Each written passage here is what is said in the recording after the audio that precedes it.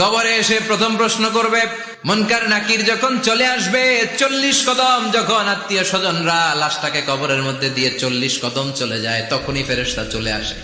এসেই পরীক্ষা শুরু, মার রব্বুক, তোর রবের নাম কি? আমরা বলবো রব্বি আল্লাহ।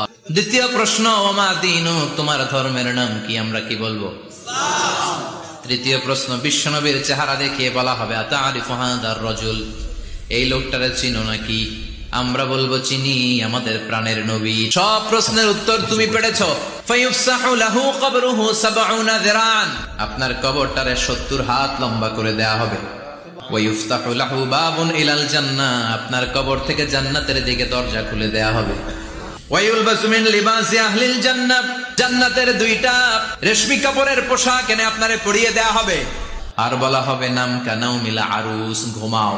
তোমাকে লম্বা সময় পাড়ি দিতে হবে, ঘুমাও। কানাউমিল আরুস, যেমনি বর বাসর রাতে আরামসে ঘুম দেয়। কিয়ামতের জন্য ইসরাফিলের সিংহায় যে ফুৎকার আছে, ওই ফুৎকার ছাড়া কোনো কিছুই তোমার ঘুম ভাঙাতে পারবে না। আল্লাহ, আমরাও যেন 4টা প্রশ্নের উত্তর দিয়ে লম্বা একটা ঘুম দিতে পারি, পড়ে না আমিন।